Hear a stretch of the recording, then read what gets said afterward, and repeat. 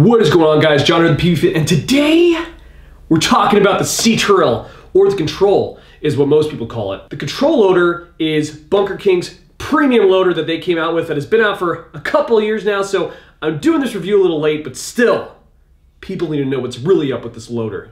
Now, before I dive into this loader, I just want to give a huge shout out to my sponsors, and that is Raid Shadow Legends. Just kidding, I don't, still don't have any sponsors. So when it comes to the control loader, this loader is touted as one of the lightest, most perfectly balanced, non-jamming loaders. Coming in at a grand total of 14.4 grams, it is pretty freaking light. It is definitely one of the lightest and one of the smallest loaders that you can get. All right, so what about the Bunker King's control makes it so special? Well, for one, the button's on the bottom.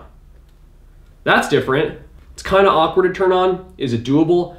Absolutely. Is it easy all the time? Absolutely not. I'd prefer the button to be in the back like the Spire. Much easier to turn on, not as much of a pain. But because there is a button on the bottom, they were able to put in a leveling system. So what does a leveling system do? It's preset to be able to shoot from the home bunker of a regulation NXL field to the other side of the field. So when you see the green light, you basically know you're shooting where you're supposed to be shooting. And also, if you wanted to, you could adjust it so that you could set it to your own settings. So maybe if you want to practice landing a certain spot or whatever, you can constantly know and then get the muscle memory. I just think that this is gimmicky. I think this leveling system, I think with the next control, you're gonna see it go away. There's no point in having this leveling system, in my opinion. I don't know anybody who uses it legitimately to practice shooting off the break, maybe because there's no point, but here's the thing, you just practice shooting off the break over and over and over and over, muscle memory. The light's not gonna do that for you. I'm not paying attention to this little leveling light to see it turn green, so you know what I mean? I'm not doing that. So I think they need to get rid of that, and it'll reduce the weight even more, and then maybe you could put the button on the back. I think that would be great. It's just kind of like the GI Sports RDR, like when they came out with that thing, like with the chrono in it. It's just, they're trying to be different. I get it, cool, be different, but be different betterly. That's one thing I'll get rid of, is the leveling thing. I just don't think anybody uses it. I don't think there's a point, but that's just me. This is what I love about it, so much more in the Spire 4. You just pull this, two pieces. Got the top shell, take the drive cone out, got the bottom shell. You can rinse these in the water, dunk them, let them dry, boom, good to go. Everything electronics is on the back. Now, it can either take AAA batteries, or you can get the Virtue N charge system, which allows you to charge it over and over again without having to buy new batteries, which is nice. But if you're someone like me who constantly forgets to charge his phone, and when I had Luxes, I forgot to charge my Luxes and all this stuff because I'm an idiot, chargeable systems just don't work for me. I want to put a battery in there that I could have multiple in my bag and not worry about it. Like, maybe I could have multiple N charges ready to go. I don't know, but I think that the AA battery is the way to go, personally. That's just me. Now look at the drive cone. The drive cone is a really nice drive cone. It's magnetic as well. It snaps on and snaps off. Very soft fingers. This is a very gentle system on paint. You will not find a gentler loader on the market than the Bunker King's or Virtue style Spire system. This system's excellent at feeding paint and very gentle, and it rarely jams. The only time you're gonna get a jam, which I have on video, Spire's jamming, is when a ball is like swollen or oblong and doesn't fit in there, okay? It will jam. Never jams is not true. I have video of Spire's jamming. But it happens. It happens sometimes. Usually it's random as heck, and it doesn't really happen. Not nearly as much as I had with like my rotor and everything. Those jammed a lot more because it's a force-fed system. Now, one thing it doesn't come with are these two ramps. You gotta buy these two ramps. Now, how much are these ramps? $12. However, if you use a rebate that it comes with, you can get it for free if you spend $25. So that $25 thing is $13. So, I mean, is it worth it? I mean, honestly, it should come with the ramps. If the company felt like you needed ramps for it to feed properly, it should come with the ramps. You shouldn't need to do a rebate, but then still spend $25 extra to get it for free. Like, that's not, you're not selling me on that. So it should come with these ramps. Do you need these ramps? No. Like honestly, it feeds fine without the ramps, and honestly the ramps take up space, okay? So if it were me, again, I mean, I just bought the ramps, so I'm like, I need the ramps, you know, because I need it to feed properly. If it were me, I probably wouldn't buy the ramps again. I'd probably just let it go because it holds more paint, and I know quite a few people that just use it without the ramps in there. So you're adding that onto it, right? So the loader is $270, right? The ramps are another $12. And then you got to buy a speed feed, right? You're playing speedball, you want to buy a speed feed. 50 bucks. Dude, this is an expensive loader. This loader is freaking expensive. Now to get this loader back in, it's very simple. You just angle it down, snaps back in. Check it out. That magnet's freaking strong. Don't gotta worry about it. I've never had any issues with it falling out. I've never had anybody else have issues with it falling out unless you just biffed it and you're slammed hop on the ground, exploded all over the place. Other than that, it stays in there. No problems at all. Get the top shell back on. Just snaps back on. This is the best design for a loader. I love how it splits into 2 shells. All loaders should have just 2 shells. Now let's say you got a rain lid on there and you want to go ahead and switch to your speed feed. Lift up, and you're gonna have a button right under the Bunker King symbol as well, where the hinge is. Go ahead and press that and pull, and your rain lid's gonna come off, and then you go ahead and slide on your speed feed, it'll snap right in. Go ahead and press the button and close it on the little latch there, and you're good to go. That's how fast it is. On and off, really quick. If it's raining, boom, boom, super quick and easy. Just like any Virtue system, one of the best, and I love the NTR speed feed. It is 50 bucks, but it's a really good speed feed. It is a sprung speed feed, which means it has springs on the back, and it has really nice like rubber fins. I love the rubber fins. I love the size of them because they're big and like no paint's gonna come out. And I feel like they're just more durable than like the hard plastic. I haven't had any tear or anything like that. I have had previous crown speed feeds, like the actual fingers break, which is something that like, you know, you don't want. But I haven't had any issues with this, which is nice. So Bunker King claims that this sucker can hold 200 paintballs. Well, we're gonna put that claim to the test.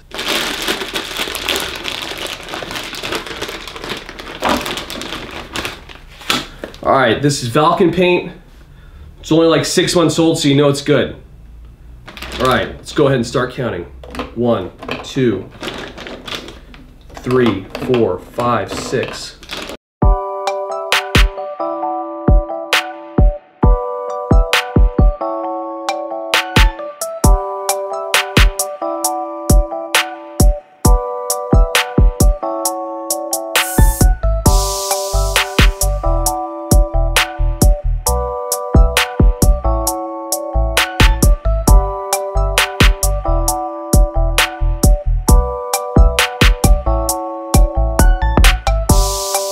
Three, 184, 195, 196, 197, 198, 199, 200. All right. Okay, let's take 3 out. Okay, that doesn't work. Let's take 5 out. 195.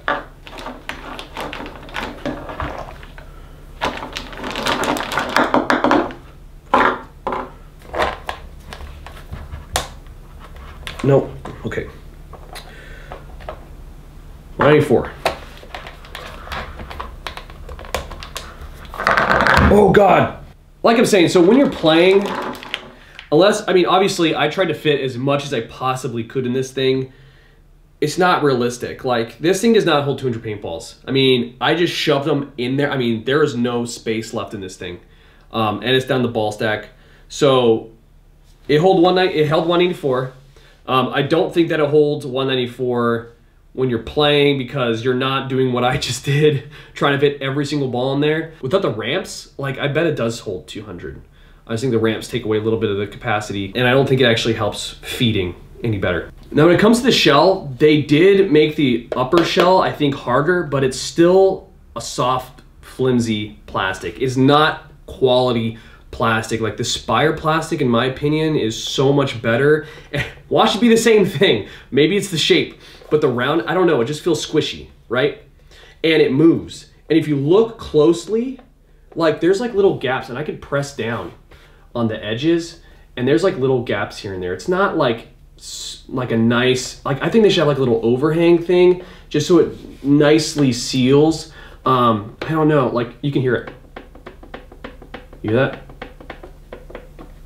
I'm clapping it together, I'm clapping those cheeks. They did fix the back of the top shell, which prevents it from opening constantly, which is nice. But I mean, sometimes if you take a hard dive, like this thing is off kilter, man. Like it is off a little bit. It's still like hooked up in the back, but it's just twisted a little bit. I think that they could definitely improve the material that they use and also the colorways that they came out with. Like this is obviously a dip. And after the first time I used it, the paint's all coming off of the bottom of this loader, which honestly, I expected it. And another thing is when you try to put these on Planet Eclipse guns, this part of the loader right here is super fat. I have to loosen up my feed neck like all the way. I mean, I'm talking like pretty much all the way to get this loader on.